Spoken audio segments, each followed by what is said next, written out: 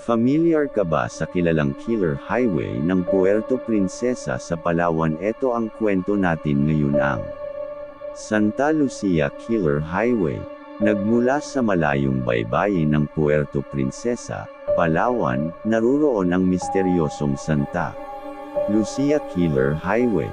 Isang lugar na pinupuno ng hiwaga at mga kwentong nagpaparamdam ng kakaibang takot. Kasama sa mga naglakbay sa lugar na ito ang 4 na magbabarkadang vlogger, Pablito, James, Kaloy, at si Empoy.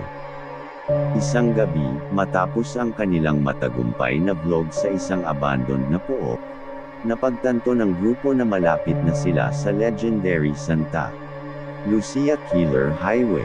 Ang mga lokal ay nagkukwento ng mga nawawalang tao at mga kakaibang pangyayari sa kalsadang ito, ngunit hindi ito nakapigil sa kuryosidad ng mga vlogger na subukan ang kanilang swerte. Pablito, nakilala sa kanilang grupo bilang pinakamatapang, ang unang nagsalita. Mga bes, ito na ang moment natin.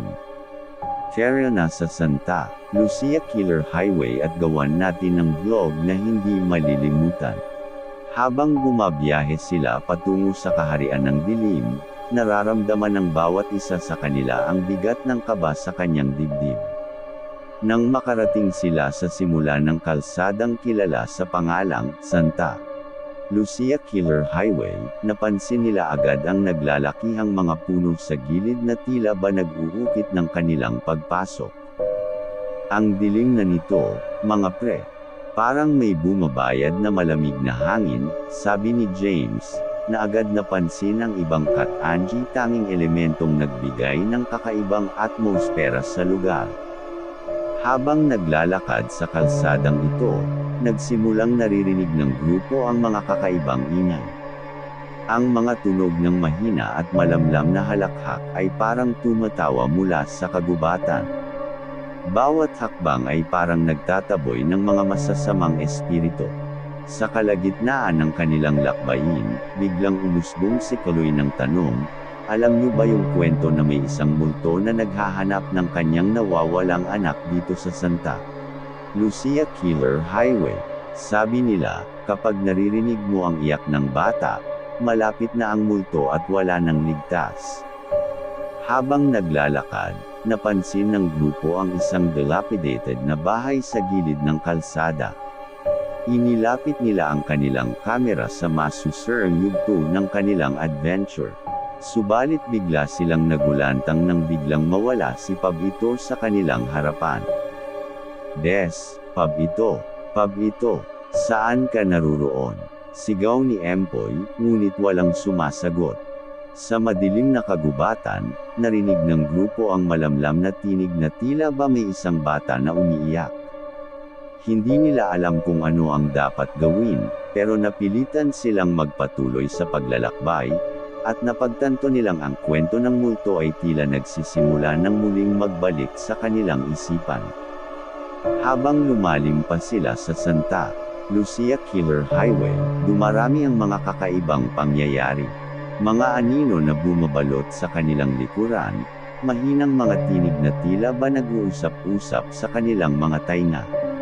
Naramdaman ng grupo ang takot na hindi nila inaasahan. Sa paglipas ng oras, napagtanto nilang si Pablito ay wala na sa kanilang grupong 4. Ang dilim at takot ay bumabalot sa kanilang paligid habang ang mga pahayag ng multo at mga kaluluwa ay tila ba nagiging mas malinaw. Dahil sa pag-aalala, napagdesisyonan ng grupo na maghanap-hanap sa kaharian ng dilim para mahanap si Pablito. Subalit, sa pagtahak nila ng masalimuot na landas, mas marami pang kahindik-hindik na pangyayari ang naghihintay sa kanila. Sa gitna ng madilim na kagubatan, ang grupo ay nagpatuloy sa kanilang paghahanap kay Pablito. Ang malamlam na iyak ng bata ay tila ba nagiging mas malakas habang lumalim sila sa Santa Lucia Killer Highway. Naramdaman ng bawat isa sa kanila ang bigat ng takot, subalit hindi sila nag-atubiling magtulungan para sa kanilang kaibigan. Isang biglang ingay ang nagdulot ng gulat sa kanilang lahat. Ang mga puno sa paligid ay parang nagugunaw, at mula sa mga anino, may lumabas na katawan na may malamig na mata na nagliyab sa dilim. "Sino ka?" tanong ni Kaloy, ngunit ang nilalang ay tumawa ng masama, isang tawa na nagbigay lamang ng kakaibang sindet sa kanilang mga puso. "Kayo ang naglakas loob na dumaraan sa aking teritoryo. Inyo ngayong nararanasan ang mga pahirap na dinanas ng mga yumao dito," sabi ng boses mula sa katawan ng nilalang. Nang biglang magparamdam ang hangin ng malamig at mabahong amoy ng lupa, napagtanto ng grupo na kanilang kasama ang multo na naghahanap ng nawawalang anak. Ang multo ay nagpapatuloy, "Nasaan ang inyong kasamahan na nawawala? Hindi siya pwedeng umalis dito ng buo ang kanyang kaluluwa. Susundan namin siya at gagawin namin ang lahat para mahanap si Pablito," deklara ni James, na nagpapakita ng lakas ng loob.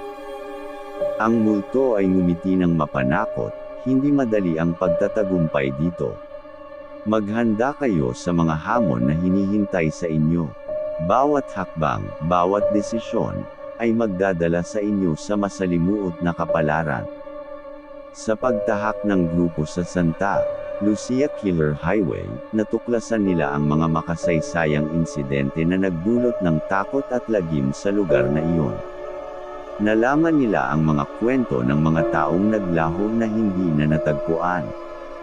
Ang multo ng bata ay patuloy na umaakay sa kanila, at ang bawat kwento na kanilang nadidinig ay nagiging mas mabagsik. Nang dumating sila sa isang malayong puok, nakatagpo sila ng isang lumang simbahan na tila ba inabandona na ng maraming dekada. Sa harap ng simbahan, naruroon si Pablito, nakatagilid at parang hipnotisado. "Pablito, anong nangyari sa'yo?" sigaw ni Empoy, ngunit walang reaksyon si Pablito. Ang multo ng bata ay nagbigay ng babala, siya'y nahuli sa ilalim ng kapangyarihan ng masamang espiritu na naglalakbay sa Santa Lucia Killer Highway. Kailangan niyang bumalik sa mundong ito at iligtas ang kanyang kaluluwa. Nang maglaon, natuklasan ng grupo ang ritual na kailangang gawin para mapanumbalik si Pablito. Subalit, ang ritual ay may kapalit. Ang mga vlogger ay kailangang sumailalim sa mga pagsubok na itinakda ng mga espiritu ng Santa Lucia Killer Highway. Ang unang pagsubok ay ang pagtatawid sa isang labirintong puno na tila ba nagbabago ang daan sa tuwing lumalakad ka. Ang grupo ay napilitang magtulungan at magtagumpay sa pagdaan sa labirintong iyon. Pagkatapos ng matagumpay na pagdaan sa labirintong puno, dumating ang grupo sa harap ng lumang simbahan. Nakatutok sa kanila ang malalaking lumang pintuan na tila ba naghihintay na buksan. Narito ang pinto ng pagbabalik ni Pablito sa ating mundo. Subalit, bago ito magbukas, kailangan niyong pagtagumpayan ang huling pagsubok, anang multo ng bata. Ang huling pagsubok ay ang paglalakbay sa ilalim ng simbahan, kung saan naninirahan ang masamang espiritu na kumakalat sa buong Santa Lucia Killer Highway. Dahil sa lakas ng loob at determinasyon ng grupo na iligtas si Pablito, hindi sila nag-atubiling sumabak sa kakaibang paglalakbay. Ang ilalim ng simbahan ay puno ng mga dilim na anino at mga ingay na tila ba galing sa kaibuturan ng impyerno. Naramdaman ng bawat isa sa kanila ang malamig na hagupit ng hangin at marahang pag-iral ng takot. Isang boses ang biglang bumulwak mula sa dilim, "Inyong kaalaman ang tanging sandata laban sa akin. Sagutin ninyo ang mga tanong ko ng tama, at maaari kayong makalabas ng buhay." Habang naglalakbay sa ilalim ng simbahan, sinubok ang grupo ng espiritu sa mga misteryosong tanong na nagpapakita ng kanilang mga takot at pangarap. Nang makarating sila sa gitna ng ilalim ng simbahan, lumitaw ang multo ng masamang espiritu, may malademonyong anyo na puno ng kaharian ng lagim. "Ngayon, pagtagumpayan ninyo ang huling sagupaan," sigaw ng multo, at biglang umusad ito patungo sa kanila. Dahil sa takot at panganib, ang grupo ay nagtulungan upang malabanan ang masamang espiritu. Sa bawat sandali ng kaguluhan, lumitaw ang kanilang katatagan at pagkakaisa. Mga multo ng mga naunang nasawi sa Santa Lucia Killer Highway ay nagbigay ng tulong sa grupo, naglalabas ng kanilang matinding galit sa masamang espiritu. Matapos ang mahabang laban, nagtagumpay ang grupo na mapatamba ang masamang espiritu at iligtas si Pablito mula sa kanyang kapangyarihan. Hinding-hindi namin kayo malilimutan. Ang inyong tapang at pagkakaisa ang naging daan para sa tagumpay ninyo, sabi ng multo ng bata, na tila ba nagpapasalamat sa kanilang grupo. Sa isang kisap mata, nabalot sila ng makakapal na usok at bigla silang napadpad sa harap ng simbahan, kung saan bukas na ang malaking pintuan. Si Pablito ay nandoon, nagising mula sa kanyang trance. Totoo pala ang mga kwento. Salamat sa inyo, sabi ni Pablito, puno ng pasasalamat sa kanyang mga mata. Ngunit bago pa man sila magtagumpay, bumalik ang multo ng bata at nagbigay ng mahigpit na babala, ang Santa Lucia Killer Highway ay mananatili na may kanyang hiwaga. Huwag na kayong babalik, kundi maaari kayong mawala sa dilim na ito ng walang pag-asa. Ang grupo ay nagpasyang umalis na sa Santa Lucia Killer Highway, subalit ang kanilang mga puso ay puno ng alaala ng mga pangyayaring kanilang naranasan. Ang kwento ng Santa Lucia Killer Highway ay mananatili sa kanilang mga alaala, isang kakaibang yugto ng kanilang buhay na hindi malilimutan. Matapos ng kanilang matagumpay na paglalakbay sa Santa Lucia Killer Highway, bumalik ang grupo sa kanilang normal na buhay sa Puerto Princesa, Palawan. Ngunit, kahit nasa kalakaran na sila ng pang-araw-araw na buhay, hindi makalimutan ng grupo ang mga kahindik-hindik na pangyayari sa ilalim ng simbahan at ang mga panganib na kanilang hinarap. Isang gabi, 3 buwan matapos ang kanilang adventure, naganap ang hindi inaasahang pagkikita ng grupo. Habang nagmumula sila sa magkakakaibang mga direksyon, nakatanggap sila ng isang mysterious na email mula sa isang hindi kilalang sender. Ang email ay naglaman ng isang larawan ng kanilang grupo na may kasamang pabala na nagbabanta. Nagbabalik ako, mga tagapagtanggol ng Santa Lucia Killer Highway, hindi pa tapos ang laban. Handa ba kayong harapin ang mga hindi mutuklasang sekreto ng lugar na iyon? Ang nakasulat sa email. Natakot ng grupo, ngunit hindi sila nag-atubiling magsaliksik sa mga sekreto ng Santa Lucia Killer Highway. Binuo nila ang isang plano para bumalik sa lugar at suriin kung ano ang likas na kapangyarihan na nagbubukas ng pintuan patungo sa kakaibang dimensyon. Sa kanilang pangalawang pagbisita, nadama nila ang mas matindi at misteryosong kakaibang atmosfera ng Santa Lucia Killer Highway. Ang hangin ay parang nagsalita ng mga lihim at ang mga anino ay tila ba may sariling buhay. Pagdating nila sa simbahan, natagpuan nila ang mga sagot sa mga tanong na bumabalot sa kanilang isipan. Ang lugar na ito ay kakaiba, puno ng kasaysayan at mga pahirap na hindi kayang burahin ng panahon. Sa pagsilip nila sa ilalim ng simbahan, nakatagpo sila ng mga lihim na kwarto at mga antigo at orihinal na kagamitan na naglalaman ng mga kasaysayan ng mga taong nagdaan sa Santa Lucia Killer Highway. Ang mga nilalaman ng kwarto ay nagpapakita ng hindi kilalang mundo ng mga espiritu, at kung paanong ang lugar ay hindi lamang pinamumugaran ng mga multo, kundi mayroon ding iba't ibang uri ng panganib. Sa malalim na pag-aaral, natuklasan ng grupo ang ritual na nagbubukas ng portal patungo sa kabilang dimensyon. Ngunit, bago nila ito magawa, isang malakas na puwersa ang biglang bumangon mula sa kakaibang kalaliman. Kayo ang nagsisilbing tagapagtanggol ng Santa Lucia Killer Highway. Ngunit, maaari ba kayong tanggapin ang responsibilidad na ito? Sa pagbubukas ng portal, maaaring magdala ng mas malaking panganib sa ating mundo, ang babala ng multo ng bata na kanilang nakasama noon. Matapos ang mahabang usapan at pagpapasya, nagtungo ang grupo sa isang masalimuot na ritual upang buksan ang portal.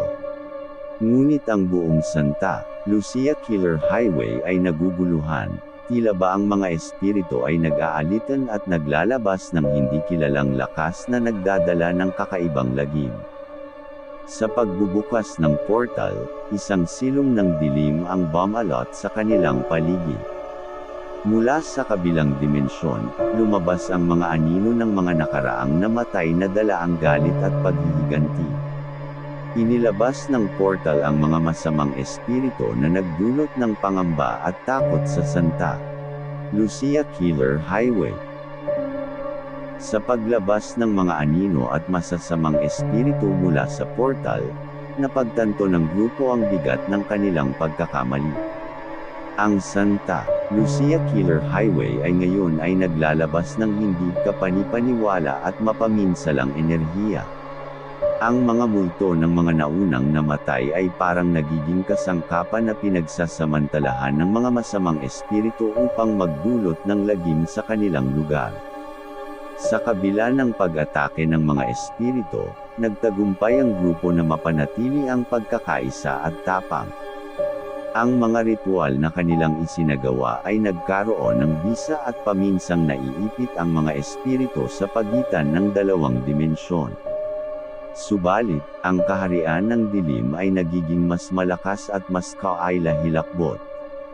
Dahil sa takot, nagdesisyon ang grupo na isarado ang portal, subalit marami na ang nagiging biktima ng kaharian ng dilim. Ang mga kwento ng mga masamang espiritu na nanggaling sa kabilang dimensyon ay nagiging totoo at nanganganib ang buhay ng mga taong nasa Santa Lucia Killer Highway. Habang ang grupo ay patuloy na naglalaban, napagtanto nila na ang tanging paraan para maayos ang lahat ay ang isakripisyo ang sarili. Isa-isang naghandog ang bawat isa sa kanila ng sarili para sa kapayapaan ng Santa Lucia Killer Highway at ng kanilang mga tagapaglakbay. Ang multo ng bata ay nagbigay ng mahinahong ngiti, sa inyong mga kamay na nagtagumpay ang pagliligtas sa Santa Lucia Killer Highway. Subalit, ang mga multo ay mananatili sa kanilang lugar at ang kapayapaan ay muling babalik. Isa-isang nawala ang mga miyembro ng grupo, nag-iwan ng mga alaala at nagdudulot ng luha sa mga narito pa. Nang makumplito ang ritual, biglang yumangay ang kaharian ng dilim, at ang buong Santa Lucia Killer Highway ay naging tahimik. Sa pagtunto ng grupo sa kalsadang patungo sa labas, naririnig pa rin nila ang mahinang ingay ng mga multo na tila ba nagpapasalamat sa kanilang kabayanihan. Ngunit, ang mga vlogger ay nag-iwan ng Santa Lucia Killer Highway na puno ng hinanakit, pagsisisi, at mga tanong na hindi nasasagot. Bumalik ang grupo sa kanilang pang-araw-araw na buhay, ngunit ang Santa Lucia Killer Highway ay laging naiiwan sa kanilang alaala. Ang kakaibang karanasan ay nagdulot ng malalim na epekto sa kanilang pagkatao, at ang takot sa hindi kilalang bagay ay laging nagtatanim sa kanilang mga puso. Ang mga kwento ng Santa Lucia Killer Highway ay laging bumabalik sa kanilang isipan, alingaw ng multo at mga anino na naglalakbay sa kalsada. Hanggang sa isang araw, muling bumalik ang grupo sa Santa Lucia Killer Highway, ngunit hindi bilang mga tagapagtanggol, kundi bilang naglalakbay na handang harapin ang hindi kilalang panganib na naghihintay sa kanilang pagbabalik. Mga taon ang lumipas mula nang maging martir ang grupo sa Santa Lucia Killer Highway. Ang bawat isa sa kanila ay nagkaroon ng sariling buhay at propesyon, ngunit ang mga pangyayari sa nakaraan ay hindi nila malimutan. Ang pagbabalik sa Santa Lucia Killer Highway ay laging naiiwan sa kanilang isipan, tila ba ang lugar na iyon ay nagtatago ng mga hindi matuklasang hiwaga. Isang araw, habang nagtitipon ang grupo sa isang kasal, biglang bumagsak ang malakas na ulan at nagdulot ng brownout sa buong syudad. Ang grupo, sa gitna ng tila muling pagsilay ng takot, ay napagpasyahan na muling bisitahin ang Santa Lucia Killer Highway. Walang malay na mga pamilyar na mukha ang naglakbay patungo sa lugar na nagtaglay ng mga alaalang hindi malilimutan. Pagdating sa Santa Lucia Killer Highway, napansin ng grupo na tila mas maitim at mas kakaibang anyo ang lugar kaysa noon. Ang dilim na bumabalot ay tila mas masalimuot, at ang hangin ay puno ng pangamba. Bawat hakbang na kanilang tinatahak ay tila nagdadala sa kanila sa isang makakatindig balahibong panganib. Sa kaharian ng dilim, natagpuan nila ang nawawalang bahagi ng ritual na nagdulot ng kapanganakan ng mga masasamang espiritu. Napagtanto ng grupo na sa kanilang naging pag-aalala noong mga nagdaang panahon, may naiwan silang hindi natapos na bahagi ng ritual, at ito ang nagiging dahilan ngayon ng mas malupit na paglalabas ng mga espiritu. Nagdesisyon ang grupo na ituloy at tapusin ang ritual. Ang mga multo at anino ay nagbigay babala, ngunit hindi ito naging hadlang sa kanilang layunin. Isinakripisyo nila ang kanilang sarili upang tapusin ang ritual at itigil ang paglalabas ng masamang enerhiya. Sa huling bahagi ng ritual, unti-unti nang naglilinis ang Santa Lucia Killer Highway. Ang kaharian ng dilim ay unti-unting nawawala, at ang lugar ay bumabalik sa normal. Ngunit sa kabila ng kanilang tagumpay, ang grupo ay nag-iwan ng pait at pangamba sa kanilang mga puso. Pagkatapos ng pangyayari, nagtulungan ang grupo na itago ang mga natirang alaala ng Santa Lucia Killer Highway. Ngunit ang kanilang pagtatago ay hindi kayang tumbasan ng takot na naging bahagi ng kanilang buhay. Isang araw, habang nasa isang video call, biglang nag-appear ang mga mukha ng mga espiritu na kanilang natagpuan sa Santa Lucia Killer Highway. Ang mga multo ay nagpasalamat at nagbigay galang sa grupo sa kanilang tapang at sakripisyo. Ngunit, bago ito tuluyang mawala, nag-iwan ng pangako ang mga espiritu, sa bawat pagsiklab ng ilaw sa Santa Lucia Killer Highway, muling babalik ang mga panganib na hindi kayang takasan. Tanging ang pagtahak ng mga tapat na tagapagtanggol ang magliligtas sa lugar na ito. Ang grupo ay napag-iwanan na may tanong sa kanilang mga mata at takot sa kanilang mga puso. Naisip nila kung kailan at paano muling magsisimula ang pangyayari, at ang anino ng Santa Lucia Killer Highway ay parang nagtatanim ng bagong antas ng takot sa kanilang mga isipan. Nagtagumpay ang grupo sa pagtigil ng ritual sa Santa Lucia Killer Highway, ngunit ang kanilang buhay ay nagbago na para bang sila'y hinahanap-hanap ng hindi malamang puwersa. Ang bawat isa sa kanila ay unti-unting naaapektuhan ng mga hindi inaasahang pangyayari sa kanilang paligid. Si Pablito, na unang nawala sa unang pagbisita sa Santa Lucia Killer Highway, ay simula nang magkaroon ng mga masalimuot na panaginip. Bawat gabi ay nagigising siya na pawis, tila ba ang mga multo at mga anino ay nagbabalik sa kanyang mga panaginip upang iparating ang isang hindi malamang mensahe. Si James, na dati-rati puno ng tapang, ay napagkakamalan na may kapwang tao na nagmamasid sa kanya sa dilim.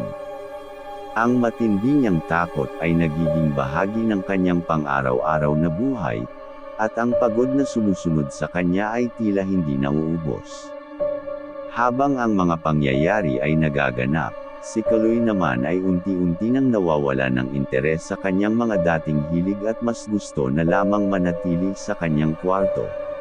Nararamdaman niyang may isang di kilalang puwersa na nagmamasid sa kanya, at ang pang-aakit na boses na kanyang naririnig sa gabi ay nagiging mas malakas. Si Empoy, ang dating masayahin at palasundo sa grupo, ay unti-unti nang nawawala ng mga aliw sa kanyang buhay. Hindi na siya natutuwa sa pagbuo ng mga vlogs at tila ba ang kanyang inspirasyon ay nawawala na. Dahil sa pagbabago ng kanilang mga personalidad at ang hindi kapanipaniwala nilang karanasan, napagpasyahan ng grupo na bumalik sa Santa Lucia Killer Highway. Handa silang harapin ang mga puwersa ng kabalintunaan upang malaman ang kahulugan ng mga pangyayari sa kanilang buhay. Pagdating sa Santa Lucia Killer Highway, nag-iba ang atmosfera ng lugar. Mas maraming dilim at mas makakakaba na hangin ang bumabalot sa kanilang paligid. Ang kaharian ng dilim ay tila mas malakas at mas agresibo. Nang pumasok sila sa simbahan, doon nila nakita ang larawan ng kanilang sarili na nagtataglay ng mga malalalim na galit at pangungulila. Sa mabilis na pag-usad ng oras, ang mga multo ay naglabasan mula sa kanyang paligid at unti-unting lumapit sa kanilang grupo. Ang boses ng multo ng bata ay bumabalot sa kanilang mga tenga. Ang ritual na inyong ginawa ay nagbigay daan sa mas malakas na kapangyarihan. Hindi ninyo kayang pigilin ang nararamdaman ng mga espiritu. Kayo ang tanging pag-asa para mabawasan ang kanilang pait at paghihiganti. Sa mga huling salita ng multo, nagbukas ang portal patungo sa kabilang dimensyon. Ang grupo ay nahulog sa dilim, at ang Santa Lucia Killer Highway ay tila sumiklab sa apoy na hindi kayang patayin. Sa kabilang dimensyon, napagtanto ng grupo na ang lugar na kanilang napasok ay puno ng mga diwa at pag-asa, kabaligtaran ng masamang enerhiya sa Santa Lucia Killer Highway. Naruroon ang mga espiritu ng mga taong nagdaan sa lugar, ngunit ang kanilang mga mata ay puno ng pasasalamat at pag-asa. Isang matandang multo ang lumapit sa kanila at ngumiti ng malumanay, "Salamat sa inyong pagtulong. Ang inyong sakripisyo ay nagdulot ng linaw sa aming lugar. Ang Santa Lucia Killer Highway ay magiging ligtas na lugar na maaaring tahakin ng sinuman ng walang takot." Nagkaroon ng pag-asa ang mga puso ng grupo, at sa kabila ng mga pagsubok na kanilang naranasan, naisip nila ang muling pagbabalik sa kanilang mundong totoong matiwasay. Dahil sa tapang at pagkakaisa ng grupo, nagtagumpay sila na baguhin ang kapalaran ng Santa Lucia Killer Highway. Sa paglipas ng mga araw, naging masaya at tahimik na lugar ang dating puno ng kasamaan. Habang nagbabalik sa kanilang mundong totoong tinubuan, napagtanto ng grupo na ang kanilang pag-akyat sa Santa Lucia Killer Highway ay nagbigay hindi lamang ng kapayapaan sa lugar kundi pati na rin sa kanilang mga sarili. Ang mga kakaibang karanasan ay nagdala sa kanila ng mas malalim na pangunawa sa kababalaghan ng buhay at ang halaga ng tapang, pagkakaisa, at sakripisyo. Sa pagtatapos ng kanilang kwento, ang grupo ay naglakbay palayo mula sa Santa Lucia Killer Highway, puno ng bagong pangarap at pag-asa. Ngunit, sa kanilang mga puso, ang Santa Lucia Killer Highway ay laging mananatili na bahagi ng kanilang mga alaala, isang lugar na nagdala sa kanila ng pagbabago at pag-unlad. At sa mga susunod na henerasyon, ang kwento ng Santa Lucia Killer Highway ay naging isang babala at inspirasyon na ang tapang at pagkakaisa ay maaaring baguhin ang masamang takbo ng kapalaran. Maraming kwento ng trahedya at katatakutan ang nangyari sa Santa Lucia sa Puerto Princesa, Palawan. Maaari niyong ibahagi ang inyong nakakatakot na karanasan. Email me at takotale13@gmail.com. Maraming salamat sa inyong suporta mga kawakarado. Isa na namang kwento ng katatakutan ang inyong napanood. Sana'y nagustuhan ninyo. Please subscribe, like and share. Kwento ng Kaba.